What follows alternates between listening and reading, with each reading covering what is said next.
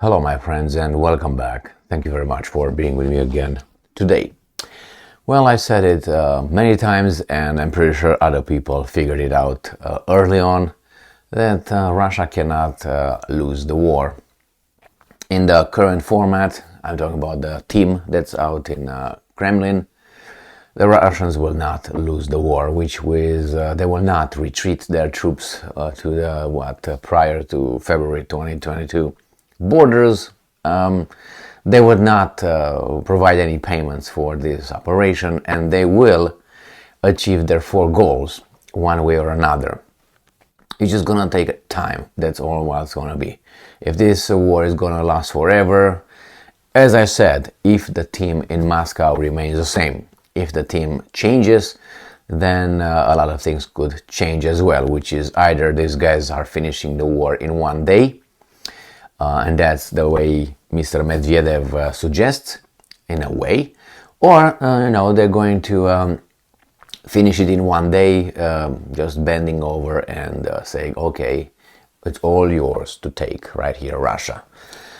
Well, what's going on now? You know that little counteroffensive occurs. The Ukrainians are in full swing, not much of an achievement, but as we knew, Mr. Medvedev, the former president of the Russian Federation and prime minister, he comes out and says, well, if the Ukrainian counteroffensive is successful, Russia will have to use nuclear weapons. Surprised? Well, if you are surprised, that means you are really believing what this corporate media in the West tell you. So let's see what exactly he says here. This article comes from Reuters, and the title reads, Russia's Medvedev. And I'm quoting, "We have to use a nuclear weapon if Ukrainian offensive was a success." Well, that's concerning because that means that's all you can. That means they don't or can't want to provide any more troops or any more, resources at the front. Because I personally think, and that's what I think based on the potential power of Russia. Russia is not using more than 5 to 7% of its potential force. I'm talking about at least manpower. And they don't have involved in the war from the Russian military. I'm going to give it a super extraordinary maximum of 1 million people. A super extraordinary maximum. I mean, you can also calculate how many they had before they invaded. They did that little mobilization of about 300,000.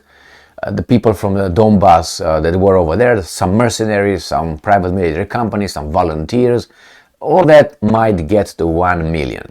Now, I don't think the Russians are only capable of arming 1 million people, and they cannot conduct a general mobilization. Now, you say, well, it's not only that. You need a lot of air support. Maybe they don't have airplanes. You need a lot of missiles. Maybe they don't have them. They need a lot of shells. Maybe they don't have them. So there's not only AK-47s, which I'm pretty sure they have a lot of them, and the people, 1 million of them, or 1 million, 30 million, that could be mobilized in a general mobilization. Well, I really don't know how many weapons the Russians have.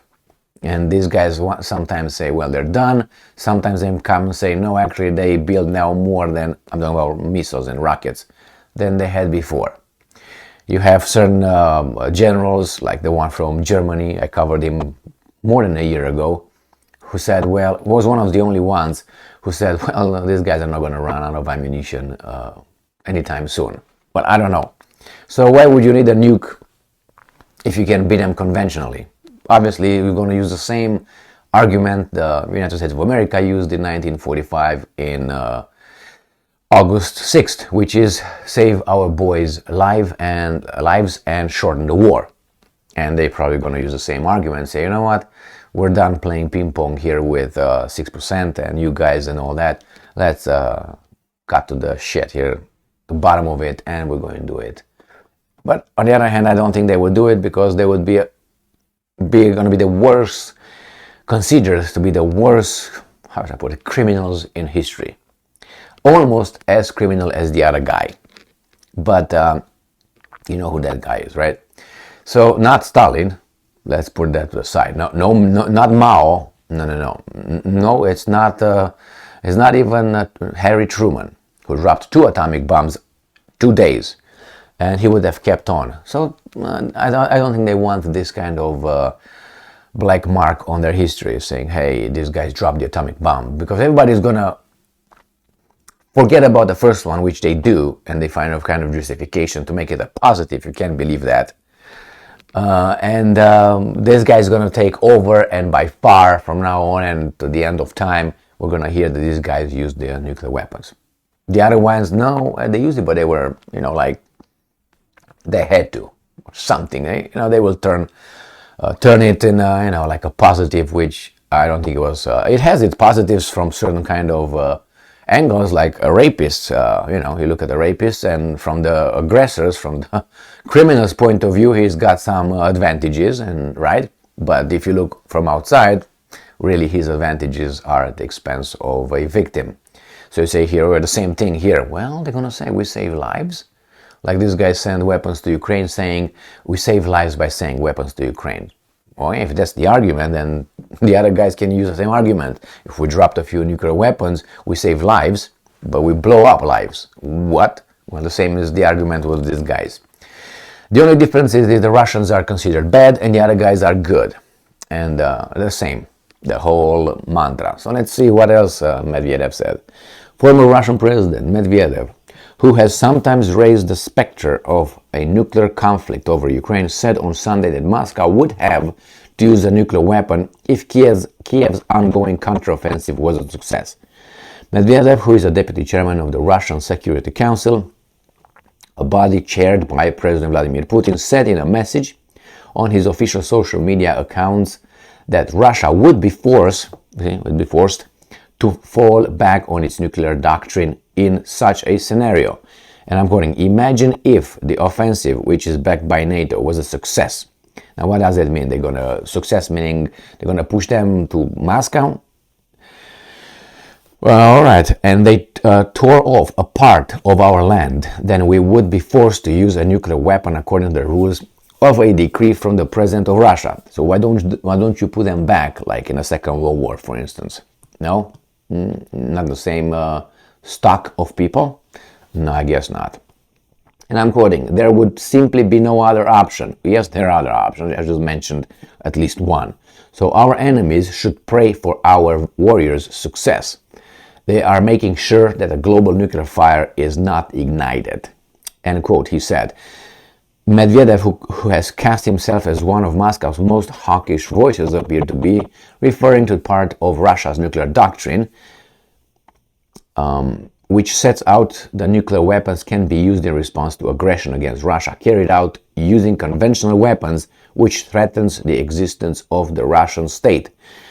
All right, now they give us here the justification that, hey, these guys are actually trying to get the territory back, so they should not do this, they are the bad guys, and we are the good guys. We know that shit, so bring something new. It shows, as I said, or it shows, let's say the Ukrainians break the Russian defensive. That means that's it? That's all you got? You don't have anything else? Or are you in a hurry, you lose your patience, you say, that's it, man. I mean, we're not going to play anymore. We're just going to smack you and that's it. Either way, why did you wait so long? If you talk about losing your people's lives, and you use that justification, the next question will be, why did you wait? Look, it's been a year and a half. How many thousands of people died? The destruction, that would have been stopped in the first day. If they were just a scenario, okay? Let's say they would have just dropped a nuclear weapon somewhere in a cornfield. A tactical little nuclear weapon, and say the next one is going to be on all of you. What do you think the West would do? Will not say, okay, they will not say that, because that means they will got intimidated, and you don't do that, right? They want to be tough, but they would contact the guys. Because that was you're all halfway there in blowing up the whole thing. But and they say, well, I saved lives. I just blown up a cornfield somewhere in Ukraine, obviously, and I don't know, 2 cows, 3 cats, and 5 pigeons dead, but not humans, and that's it. What would you do? And then we saved your lives and our lives. And if you don't get the hint, then I don't know, the next one is going to be on military. Better than on the Hiroshima or Nagasaki, the civilians, right? I don't, as I said, I don't, I hope it doesn't happen. So I'm not pushing for it, but if it's the argument saving lives. Now it's about, well, we lose our patient, why do you use it only now? Again, however, you can't beat them. Remember, it's not the Ukrainians versus the Russians here.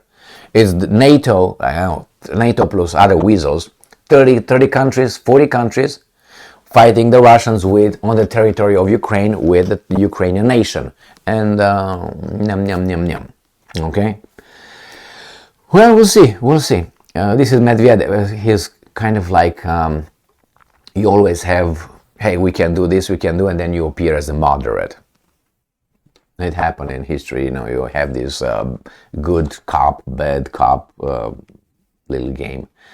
But obviously Putin is not a good cop here, but they want to portray it as, hey, you deal with this guy or you want to deal with this guy. What if Putin goes away and this guy has really the power? Probably he's not going to do anything. That's my, I don't think Medvedev is like that. I think Medvedev is just activated to act like that. He got his role, and we'll see. Thank you very much for being with me again today. Stay strong, stay smart, look for the truth, and be just.